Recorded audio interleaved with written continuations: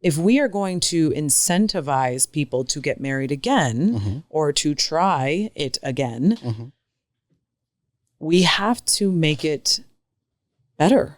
We have to make it more fair.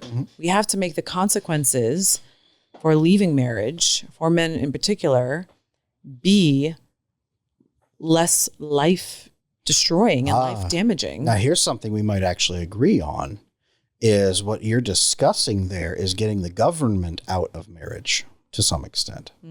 Getting the government out of, family court, divorce court. I remember I worked with many, many men who, okay, we have to set a family court, family court hearing. Okay, well, when is it?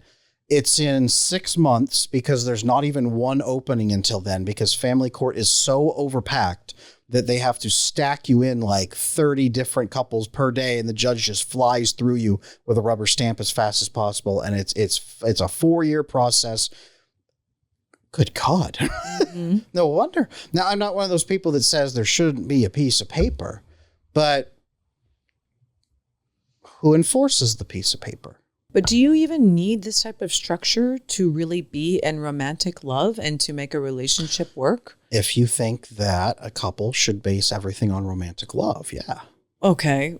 Well, a relationship in general, because we're not tied to our parents. I mean, we're not, as children, we're not tied to everyone based on contractual agreements, but we stay, we get our needs met. There's certain benefits that we get to being in a relation with people. There's no contract between one of my best friends and I. We choose to be best friends, sure. Yeah, we choose to be in an amazing relationship with one another. And we have 20, 25 years under our belt. So I guess my question is, why do you need a structure or a contractual abiding contract? What is it? What purpose does that serve within the context of a relationship between a man and a woman? So right now, my wife and I, we got married when people would consider too young. We got married. We had nothing. Neither one of us had anything. We didn't have anything. I've built this business. We own a home. We have 4 kids. We have number 5 on the way. And she's a stay-at-home mom. She actually was building a business. And then we said, one of us should stay home. And she said, I want to. Okay. Now, in our state, where I built my business and where we're incorporated, it says a spouse has half ownership of a business. Even if they're not on the charter, even if they're not on the incorporation piece of paper, they have half of your business because they have done essentially half of the work, and it's there. If you buy a table when you're married, you both own that table. It's mutual ownership. It is mutual ownership of the things you own. Our DVD collection, we both, in the eyes of the law, we both own each DVD in our DVD collection. Everything we have built from nothing.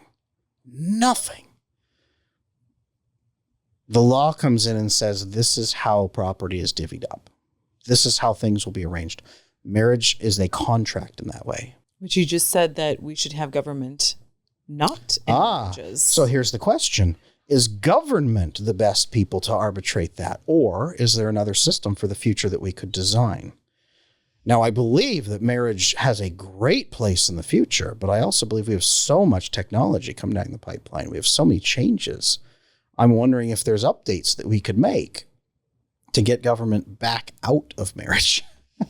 Instead of the law keeping you together, instead of a judge holding a gun to your head, instead of men worrying about being eviscerated in a court that won't be fair to them. I think that is one thing that we do agree on. Yeah. And it's funny, I actually saw a post the other day from a divorce attorney. He was on Soft White Underbelly. He's making the rounds on the podcast. Oh, yes. You sent this to me. With his tattoos and his rolled up sleeves. That's his look. And he said, every woman is a feminist until she has to pay alimony. So I think that women, because we are seeing more women in fields that are making 6 figures or more, and they are now having to divvy up, they're seeing, oh, wow, maybe we understand now what men have been saying this whole time. Maybe we understand that in order for you to be Jeff Bezos, you had to basically give up your life for 10 to 20 years to build $1 billion company. And the wife had to do what exactly? Get half of that? The argument in America has been, what's the phrase? Emotional labor.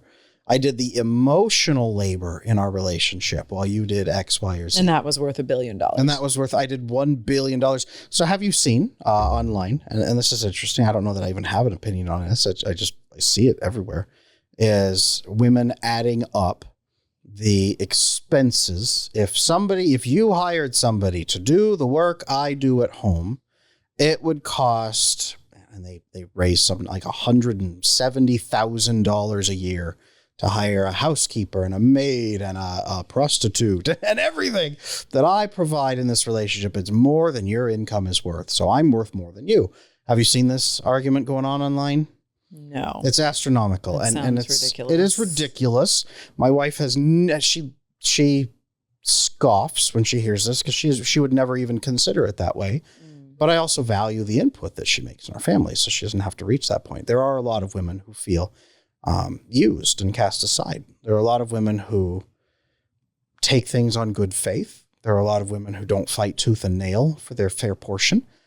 There are also women in other countries that definitely don't do that. You look at Eastern Europe, the women are very clear about what they expect right up front, and it's going to happen typically one way or another.